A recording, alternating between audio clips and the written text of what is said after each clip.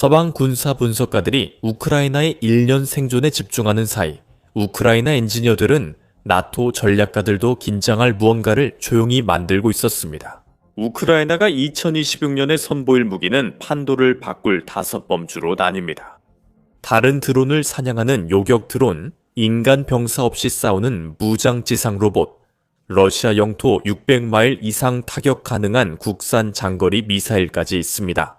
커피 한 잔 값으로 위협을 격추하는 레이저 무기와 자율 판단 인공지능 군집 무기도 있습니다. 그러면 앞으로 어떤 일이 일어날지, 왜 중요한지, 그리고 왜 러시아 장군들이 잠을 이루지 못하는지 자세히 알아보겠습니다. 첫 번째, 요격 드론입니다. 2025년 10월 우크라이나 대통령 볼로디미르 젤렌스키는 요격 드론이 러시아 샤헤드 드론에 대해 68%의 성공률을 기록하고 있다고 발표했으며 관료했습니다. 이것은 단순한 유용한 통계를 넘어 우크라이나가 현대전의 비용 문제 중 하나를 사실상 해결했다고 선언하는 것이었습니다. 여기서 핵심은 무장이 아니라 경제에 있습니다. 지대공 미사일 한 발의 가격은 300만 달러 이상입니다. 샤헤드 드론 한 대를 격추하는데 러시아는 약 5만 달러의 비용이 듭니다. 참고로 러시아는 한 달에 1,500대 이상의 샤헤드형 드론을 생산할 수 있는 것으로 추정됩니다. 그것을 수백만 달러짜리 미사일 소요로 환산하면 순식간에 한 달에 수십억 달러가 사라지게 됩니다. 그것은 작은 나라의 전체 예산이 적의 공격 작전의 일부분에만 낭비되는 셈입니다. 스카이폴 PL 원선은 우크라이나 최신 첨단 제품으로 모듈식 3D 프린팅 동체를 탑재했습니다. 스카이폴은 매달 생산 시설에서 수천 대의 드론을 생산합니다. B원선은 주로 샤헤드와 게런드 파괴에 맞춰 설계됐습니다. 하지만 적절한 무장과 유도 시스템이 제공된다면 헬리콥터도 타격할 수 있어 개발 비용을 정당화하는 다목적 능력을 갖추게 됩니다. 지난 11월 두바이 에어쇼에서 블룸버그 영상 25개는 B1선 드론 이 실제 테스트에서 게런드를 파괴하는 장면을 보여줬습니다. 하지만 스카이폴만 이 싸움에 참여하는 것은 아닙니다. TAF 인더스트리스는 2023년에 드론 부품을 조립하는 자선 기금에서 우크라이나 최대 규모의 드론 제조업체로 변모했습니다. 매달 최대 8만 대의 FPV 드론을 생산하며 연간 총 생산 가치는 10억 달러가 넘습니다. 이 막대한 생산 능력으로 타프나우는 타격 및 정찰 플랫폼과 함께 전용 요격기 버전도 제조하여 우크라이나가 절실히 필요로 하는 물량을 제공합니다. 마찬가지로 제너럴 체리에 불린 요격 드론은 2025년에 정부의 코드화 절차를 성공적으로 통과하여 공식적으로 군 사용이 승인되었습니다. 관료적 이정표는 조달 경로를 여는 데 중요합니다. 우크라이나는 2025년 말까지 하루 1,000대의 요격 드론 배치를 목표로 하며 2026년 NE 수치가 더 늘어날 예정입니다. 요격기 교리는 매우 간단합니다. 이 드론은 시각적 표적 지정과 종말 유도로 적을 직접 타격하거나 근처에서 폭발합니다. 이는 조준선과 빠른 배터리 소모가 필요한 안티드론 소총과 다릅니다. 요격기는 탑재된 AI를 이용해 초기 표적을 탐지하고 이후 최종 교전을 위해 인간 조종색에 제어를 넘기면서 자율적으로 사냥할 수 있습니다. 전략적 함의는 엄청납니다. 2025년 말까지 러시아는 밤마다 약 1,300대의 드론을 발사했습니다. 전통 방공 시스템으론 그 속도를 감당 못합니다. 탄약 비용만으로도 몇 달 안에 우크라이나 국방 예산이 바닥날 것입니다. 한 대당 3,000, 5,000달러인 요격 드론은 경제성이 높아집니다. 특히 발사 무기보다 저렴한 표적을 격추할 때 더욱 그렇습니다. 두 번째는 타격용 무인 지상 차량입니다. 우크라이나의 첫 지상 로봇 전투는 매우 조용히 일어나 대부분의 분석가들이 알아채지 못했습니다. 12월 25일이었습니다. 우크라이나 저키이우 돌격여단은 12.7mm 기관총으로 무장한 드로이드 TW 12.7 무인 지상 차량을 배치했습니다. 콘스탄티뉴카 근처에서 러시아의 MTLB 장갑차가 무인 지상 차량이 설정한 사살 구역에 들어갔고 돌격팀이 탑승해 우크라이나 진지 돌파를 시도했습니다. 궤도 로봇이 짧은 연발 사격으로 MTLB 측면 장갑을 관통해 승무원과 보병을 타격했습니다. 손상된 차량은 조향을 잃고 작은 로봇에서 불과 몇 센티미터 떨어진 곳까지 굴러갔으며 이후 후방계 추가 사격을 받아 완전히 파괴되었습니다. 병력 수송칸이었습니다. 우크라이나 병사들은 사격에 노출되지 않았고 공격은 시작 전 저지되었습니다. 무장 지상 로봇이 처음으로 독립적으로 방어 진지를 지키며 전투에서 적의 장갑 차량을 파괴했습니다. 이것이 마지막은 아니었습니다. 우크라이나의 브레이브 1 혁신 생태계 내에서 데브 드로이드가 개발한 드로이드 TW.7은 무인 지상 시스템에 대한 우크라이나의 접근 방식을 잘 보여줍니다. 실용적이고 치명적이며 즉시 배치 가능한 이 플랫폼은 열화상 장치와 야간 투시 기능을 갖추고 있어 4시간 동안 작전이 가능합니다. 안티-제밍 전자장비와 이중통신 시스템을 갖춘 드로이드는 러시아의 전자전으로 인해 기존 드론이 무력화되는 환경에서도 작전을 수행할 수 있습니다. 한 기록된 사례에서 드로이드 TW.7은 45일 연속으로 전략적 교차로를 단독으로 지키며 매일 임무 주기를 수행해 러시아군의 이동 시도를 지속적으로 억제했습니다. NC-1 스트라이크 언맨드 그라운드 베이클 부대 지휘관에 따르면 러시아군은 이 시스템을 파괴하려고 여러 차례 시도했지만 모두 실패했습니다. 하지만 우크라이나의 지상 로봇 혁명은 단일 플랫폼을 훨씬 넘어섭니다. 리우트 퓨리는 더 가볍고 기동성이 뛰어난 쪽을 대표합니다. 이것은 7.62 MPKT PKM 기관총이나 더 무거운 12.7 LMB 사륜 플랫폼입니다. 이 시스템은 UGV가 드론과 협력해 감시와 화력 지원을 동시에 제공하는 통합 작전에서 뛰어난 성능을 보입니다. 7월 25일 제3 돌격여단은 드론과 지상 로봇만을 사용하여 작전을 수행했습니다. 러시아군이 우크라이나군 피해 없이 항복했고 이는 현대전 최초 사례였습니다. 하지만 터미스 등 무거운 플랫폼은 2026년 이후 Unmanned Ground Vehicle 개발 방향을 제시했습니다. 이 트랙 시스템은 다양한 지형에서 최대 660파운드, 약 300kg의 적재물을 운반할 수 있습니다. 낮은 프로필과 향상된 무게 분배 덕분에 터밋의 모듈식 설계는 다양한 전투 모듈을 장착할 수 있게 해줍니다. 무라카는 인간 의무병이 접근하기 위험한 곳에서 부상병을 구출하거나 공병 임무용 특수 장비를 탑재할 수 있습니다. 무라카는 다른 방식을 사용합니다. 무라카는 무엇보다도 통신의 회복력을 최우선으로 합니다. 무라카의 다중 채널 제어 아키텍처는 러시아 전자전으로 일부 채널이 마비되어도 로봇이 임무를 계속 수행하게 합니다. 또한 이 드론은 1100파운드가 넘는 적재 능력을 갖추고 있어 최고의 전장 보급 차량으로 꼽힙니다. 하지만 다양한 모델을 넘어서 이 나라의 Unmanned Ground Vehicle 개발에 대한 투자는 현재 전술에서 그것이 얼마나 중요한지 잘 보여줍니다. 우크라이나 정부는 2025년 1분기 에만 약 1억 5천만 달러 규모의 Unmanned Ground Vehicle 조달 계약을 체결했습니다. 이는 2024년 같은 기간보다 지출이 60배 늘어난 것입니다. 이전에는 우크라이나가 2025년에 Unmanned Ground Vehicle 1000대를 배치할 것으로 예상됐지만 최근 분석은 2026년에 이 수가 3만 대까지 늘어날 수 있다고 합니다. 그래서 우리는 투자에서 60배 성장한 것에서 생산 요구량이 2배로 늘어난 상황까지 오게 된 것입니다. 빅토리아 토리 혼차루크 스네이크 아일랜드 연구소의 방위기술 책임자는 내년 말쯤이면 전장에서 Unmanned Ground Vehicle 대 Unmanned Ground Vehicle 교전이 벌어지는 모습을 아마도 보게 될 것이라고 예측합니다. 세 번째는 장거리 타격 시스템입니다. SAPSAN 리암2 또는 그롬2로도 알려진 이 무기는 우크라이나가 서방 무기에 완전히 의존하던 시절에서 전쟁에서 가장 정교한 시스템 중 일부를 자체적으로 생산하게 된 놀라운 여정의 정점을 보여줍니다. 전투 시험에서 확인된 사거리는 약 190마일이고 속도는 마하 5.2에 달하는 SAPSA는 미국이 제공한 공격 무기 최고 속도 마하 3보다 더 빠르게 비행합니다. 1000파운드 탄두는 공격 무기보다 2배 이상 많아 러시아의 견고한 표적에 진정한 벙커 파괴 능력을 제공합니다. 우크라이나 당국자들은 생산량이 월 50기까지 도달했다고 주장하지만 이러한 수치는 독립적으로 확인하기 어렵습니다.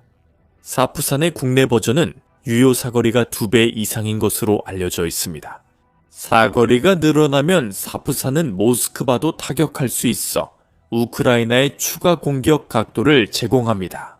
탄도미사일은 포물선 궤적으로 빠르게 목표를 타격해 방공망이 대응할 시간이 거의 없습니다. 군사 전문가 안드리 카메로프는 러시아 방어망이 탄도미사일에는 사실상 무력하다고 언급했습니다. 특히 러시아 S-300 S-400 시스템이 우크라이나의 늘어나는 순항 미사일과 드론 방어로 한계에 이르고 있습니다. 하지만 SAP사는 우크라이나가 빠르게 보유 중인 무기 중 하나일 뿐입니다. 네프튠 순항 미사일 계열은 단일 임무에 대한 무기에서 우크라이나의 진정한 전략적 타격 능력을 제공하는 지상 공격 시스템 계열로 진화했습니다.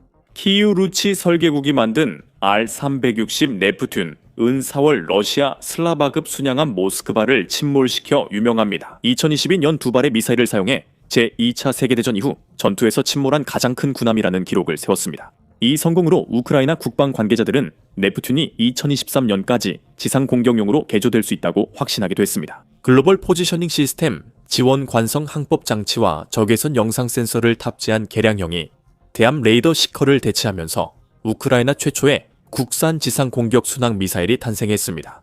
사거리가 약 360km, 즉 약 225마일에 달하는 롱 네프튠은 이 개념을 한 단계 더 발전시켰으며 표준 R-360보다 대략 5피트 더 깁니다. 롱 네프튠은 연료 탑재를 위해 동체가 확장됐으며 330파운드보다 무거운 550파운드 탄두를 장착합니다. 우크라이나 관계자들은 롱 네프튠이 최대 120마일 밖 표적을 타격할 수 있어 표준형보다 약 3.5배 독일 타우루스 순항 미사일보다도 더 긴 사거리라고 주장했습니다. 팔러니치아는 완전히 새로운 개념의 무기로 순항 미사일과 장거리 공격 드론의 하이브리드이며 기당 100만 달러 미만이 듭니다. 이 무기는 전통적인 우크라이나 품종의 이름을 따서 지어졌으며 언어적 시볼렛으로도 사용됩니다. 러시아인들은 이 단어를 제대로 발음하지 못하기 때문에 외국 요원을 식별하는 데 쓰입니다. 팔러니치아는 초기 설계에서 전투 배치까지 단 18개월 만에 완성되었습니다. 이 시스템은 고체 로켓 부스터로 발사되며 주 터보제트 엔진 작동 전 부스터가 분리됩니다. 순항 속도는 시속 160마일이고 사거리는 400마일에서 최대 800마일까지 확장될 수 있습니다. 팔러니치아는 220파운드의 탄두를 탑재하며 GPS와 관성 항법 시스템으로 유도됩니다. 우크라이나 국방장관 루스템 우마로프는 2024년 12월 팔러니치아가 양산에 들어갔다고 밝혔습니다. 리투아니아는 제조 지원을 위해 약 1,000만 유로, 1,000만 달러를 지원하기로 했습니다. 이 토종 미사일 프로그램의 전략적 계산은 분명합니다. 스톰 섀도우, 스칼프, 예를 들어 그리고 아타캄스와 같은 서방 무기들은 표적 지정에 대한 정치적 제한과 서방의 생산 능력 및 의지에 따른 공급 제약이라는 두 가지 제한이 있습니다. 하지만 국산 무기라면 우크라이나는 워싱턴, 런던, 파리 승인 없이 군사적으로 필요한 러시아 내 모든 표적을 공격할 수 있습니다. 우크라이나는 생산 비용을 비밀로 하지만 비용 이점이 매우 중요함이 입증되고 있습니다. 국방장관 미하일로 페도로프는 팔레니치아가 100만 달러 미만으로 스톰 섀도우와 같은 서방의 순항 미사일보다 훨씬 저렴하다고 밝혔습니다. 이것이 첫 번째 요점입니다. 서방 미사일은 한 기당 500만 달러 이상입니다. 우크라이나 예비역 대령의 추정에 따르면 팔레니치아의 비용은 5만 달러에서 10만 달러로 훨씬 더 저렴하다고 합니다. 일부 시스템에서는 이런 추정치가 복잡성을 고려할 때 낙관적입니다. 높게 추산해도 우크라이나 국내 생산이 서방 무기 구매보다 훨씬 경제적임을 보여줍니다. 하지만 우크라이나 무기고의 다음 혁명은 단순히 표적을 더 빨리 식별하거나 더 멀리 날아가는 것에 그치지 않고 전장에서 생사 결정을 내리는 주체 자체를 근본적으로 변화시킵니다. 네 번째는 인공지능과 자율성입니다. 브레이브 1, 우크라이나 정부가 지원하는 방위 기술 플랫폼은 인공지능을 26 전략의 핵심에 두고 있습니다. 200개가 넘는 기업이 이 생태계 내에서 활동하고 있는 브레이브 1은 기계가 정보를 처리하는 속도가 인간의 의사결정을 무의미하게 만드는 완전히 새로운 전쟁의 범주를 직접 만들어내고 있습니다. 브레이브 1 관계자는 우크라이나가 더 많은 인력과 자원을 가진 적과 싸우기 때문에 기술적 우위가 생존에 중요하다고 설명했습니다. 하지만 이것은 경쟁이기도 합니다. 러시아도 인공지능 기반 시스템을 적극 개발 중입니다. 인공지능은 우리가 앞서기 위한 강력한 동맹입니다. 인공지능 통합의 활용은 전쟁의 모든 영역에 걸쳐 있습니다. 자율 표적 식별 도구는 이제 드론이 군용 차량을 인식하고 분류하며 민간인과 군사 표적을 구분하고 인간의 개입 없이 위협의 우선순위를 정할 수 있게 해줍니다. 광학항법 시스템은 글로벌 포지셔닝 시스템, 방해 시 드론이 시각적 랜드마크로 도로, 강, 지형을 따라 이동할 수 있게 합니다. 특징들을 인간 조종사처럼 파악하지만 그 정보를 1000배 더 빠르게 처리합니다. 정밀 유도 모듈은 미사일이 비행 중 경로를 조정할 수 있게 해주어 바람, 표적의 움직임 또는 마지막 순간의 회피 기동에도 대응할 수 있게 합니다. 드론 군집은 AI가 완벽하게 적용되는 또 다른 예입니다. 각각의 드론이 개별적으로 인간의 통제를 받는 대신 수십 또는 수백 대의 드론이 실시간으로 협력하여 움직입니다. 서로 간에 소통하며 공간적 위치를 파악하고 집단 지성으로서 작동합니다. 한 명의 조종사가 50대 드론으로 러시아 방공망을 압도하는 복잡한 공격을 할 수 있습니다. 순수한 수적 우위와 협력을 통해 우크라이나 군 전체에 AI 도입을 가속화하기 위해 브레이브1과 국방부는 솔루션당 최대 50만 달러의 예산이 지원되는 전용 경진 대회를 개최했습니다. 우선순위 분야에는 임무 자율성을 갖춘 자율 드론과 목표물을 독립적으로 식별 추적하는 요격 드론용 열화상유도 모듈이 포함됩니다. 전쟁에서 가장 파괴적인 무기 중 하나로 꼽히는 러시아 활공폭탄을 대응하기 위해 특별히 설계된 AI 시스템도 포함됩니다. 또한 하드웨어를 위험하지 않게 AI 전투 시스템을 훈련할 시뮬레이션 환경도 포함됩니다. 앞서 언급한 AI 군비 경쟁의 측면이 우크라이나의 개발 노력에 긴박함을 더하고 있습니다. 러시아는 AI에 막대한 투자를 하며 중국의 기술 지원으로 러시아의 역량이 빨라진 것으로 알려졌습니다. 진정한 AI 우위 달성 국가, 전장 정보를 더 빠르게 처리하고 더 정확하게 목표를 지정하며 변화하는 상황에 인간보다 더 신속하게 적응할 수 있는 기계는 거의 극복할 수 없는 이점을 갖게 될 것입니다. 국방 분야에서 AI의 잠재력은 엄청납니다. 브레이브1은 우리 군사 작전의 효율성을 높이는 것뿐만 아니라 전장의 힘의 균형 자체를 바꿀 수 있다고 말했습니다. 2026년에는 자율성과 실시간 데이터, 기계 속도 의사결정을 갖춘 군대가 현대전을 정의할 것입니다. 우크라이나는 이런 군대를 목표로 합니다. 우크라이나가 이러한 시스템을 신속하게 배치하는 과정에서 윤리적 문제들은 대부분 제대로 다뤄지지 않고 있습니다. 자율 무기가 인간 감독 없이 결정하는 문제, AI 실수로 인한 민간인 희생 가능성, 기계 주도 전쟁의 장기적 영향 등은 대체로 외면받고 있습니다. 우크라이나는 생존에 집중하고 있기 때문입니다. 하지만 우크라이나 작업장에서 개발되고 우크라이나 전장에서 시험되고 있는 기술은 이번 분쟁을 넘어 21세기 전쟁의 양상을 규정하게 될 것입니다.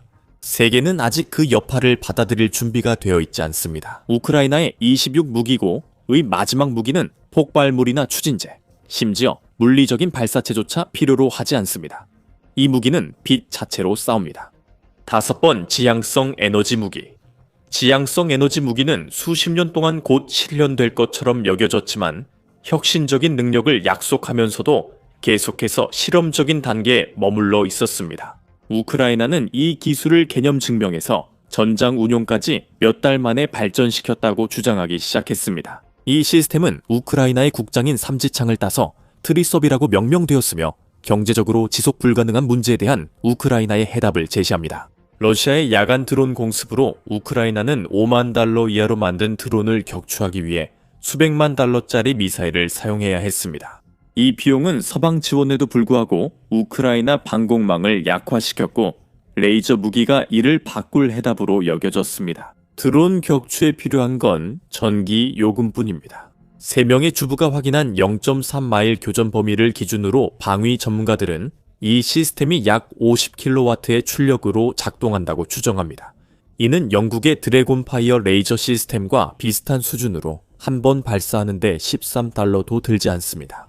영국 국방부의 추정에 따르면 그 사거리를 달성하려면 안정적인 빔 제어, 강력한 에너지 생성, 그리고 움직이는 공중 물체를 추적하고 조준을 유지할 수 있는 정교한 타격 시스템이 필요합니다. 이 시스템은 표적 특정 지점에 에너지를 오랫동안 집중시켜 구조적 손상을 유발합니다. 조종면을 태우거나 광학 시스템을 파괴하고 연료에 불을 붙일 수 있습니다. 기술적 세부사항에 따르면 주부는 약 3마일 거리에서 운동 에너지로 표적을 파괴할 수 있으며 광학장의 능력은 10km, 즉 약 6마일까지 도달할 수 있습니다. 이 이중 능력이 핵심입니다. 레이저가 최대 사거리에서 드론을 물리적으로 파괴하지 못하더라도 카메라와 센서를 눈멀게 만들어 정찰이나 전자전 저항 섬유, 광학, FPV 드론에 대한 정밀 타격을 무력화시킬 수 있습니다. 이러한 광학 공격 능력은 몇 안 되는 효과적인 대응책 중 하나를 제공합니다. 병행 중인 브레이브 원 레이저 프로젝트 개발자들에 따르면 비용 차이가 매우 놀랍습니다. 레이저로 샤이드 드론을 격추시키는 데 드는 비용은 전기 요금으로 단 몇 달러에 불과합니다. 브레이브 원 시스템은 테스트에서 잠재력을 입증했습니다. 300피트 거리에서 10초 만에 러시아 샤이드 드론에 2cm 크기 구멍을 냈습니다. 이 시스템이 널리 보급되지 않은 이유는 레이저 무기가 기술 발전에도 불구하고 극복할 수 없는 물리적 한계에 직면해 있기 때문입니다. 구름, 비, 안개, 심지어 습도에 의한 대기 흡수와 반사가 모두 레이저의 효율을 크게 떨어뜨립니다. 이 무기는 열개화라는 현상에 시달릴 수 있는데 레이저 빔이 공기를 가열해 팽창하면 빔이 퍼져 사거리가 늘수록 위력이 감소합니다. 빠른 표적은 레이저가 일정 시간 한 지점에 집중해야 손상을 줄 수 있어 대응이 어렵습니다. 고속으로 이동하는 표적은 극도로 정밀한 추적이 필요합니다. 기상 조건에 대한 의존성은 이 무기의 잠재적 사용 사례 특히 치명적입니다. 맑은 밤엔 트리서브가 수십 표적을 상대할 수 있지만 악천후나 구름이 많으면 효과가 크게 감소합니다. 우크라이나는 여전히 기존의 방공 시스템을 예비로 필요로 할 것이기 때문에 레이저 무기는 기존의 능력을 대체하는 것이 아니라 보완하는 역할을 하게 됩니다. 발사당 비용이 저렴해도 전력 문제가 있습니다. 킬로와트급 레이저 시스템은 많은 전력이 필요하므로 전용 발전이나 고출력 배터리 뱅크로 공급해야 합니다. 레이저는 높은 열을 발생시키므로 무기 광학 장치와 부품 손상을 막기 위해 열을 적극적으로 방출해야 합니다. 드리주브는 성능 평가를 위해 제한적으로 배치되어 현장 시험 중입니다. 우크라이나는 몇 대의 시스템이 존재하는지, 어디에 배치되어 있는지, 실제 전투 기록이 어떤지에 대해서는 공개하지 않았으며 성공적인 교전이 있었다는 일반적인 주장만 내놓고 있습니다. 그 비밀 유지에는 이유가 있습니다. 레이저 위치가 공개되면 러시아가 해당 지역을 피하거나 장거리 공격으로 시스템을 타격할 수 있습니다. 하지만 이로 인해 독립적 검증은 불가능해지고 서방 관측자들은 우크라이나 주장을 기술적 실현 가능성과 무기 개발 성공 실적에 따라 평가할 수밖에 없습니다. 만약 주부와 브레이브 원 등 새 레이저가 2026년까지 효과를 입증하면 곧바로 배치될 전망입니다. 우크라이나는 시제품을 빠르게 대량 생산으로 전환하는 능력을 입증했습니다. 또한 이론상 레이저 무기는 미사일이나 드론보다 쉽게 제조할 수 있습니다. 구성 요소는 상업용 고출력, 레이저 다이오드, 첨단 광학장치, 개조된 추적 시스템, 전력관리 전자장치로 이루어져 있습니다. 우크라이나의 방위산업 기반이 성장하면 생산 라인 구축 후 매달 수십 대의 레이저 시스템을 생산할 수 있습니다.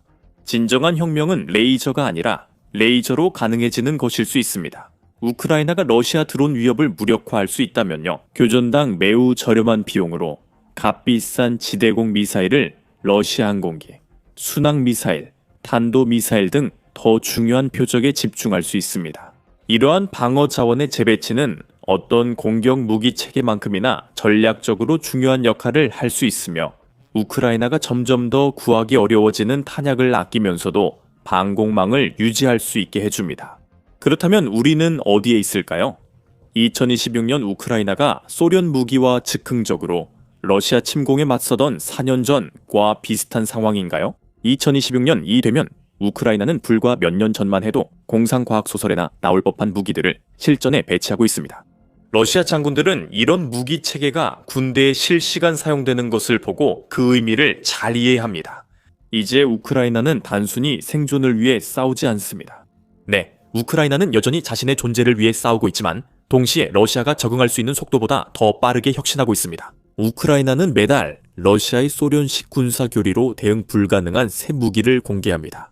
우크라이나 정부를 무너뜨리기 위해 계획된 3일짜리 특별 군사 작전은 오히려 지구상에서 가장 기술적으로 진보된 전장 군대를 만들어내는 도가니가 되었습니다. 그리고 러시아 전략가들이 가장 두려워해야 할 점이 있습니다. 우리가 이 26가지 무기에 대해 더 많이 알게 될 때쯤이면 이 무기들은 기술적으로 이미 구식이 되어 있다는 사실입니다. 우크라이나가 효과적인 시스템을 비밀로 하는 이유를 볼 때 앞으로 더 발전할 것 같습니다. 26년과 그 이후 에도 우크라이나가 26년에 실전 배치하는 무기들은 다음 세대의 전쟁 양식을 정의하게 될 것입니다. 나토도 주목하고 있고 중국도 주목하고 있으며 러시아는 필사적으로 어떻게 대응할지 고민하고 있습니다. 3년 전 애없던 시스템들이 이미 정복했다고 여긴 나라에서 개발되고 있습니다. 이제 전쟁의 미래에 오신 것을 환영합니다. 우크라이나가 그 매뉴얼을 썼습니다. 시청해주셔서 감사합니다. 러시아에 미친 영향이 궁금하다면 이 영상을 확인해보세요. 더 많은 분석과 최신 국방 뉴스를 위해 더 밀리터리 쇼를 시청해주세요.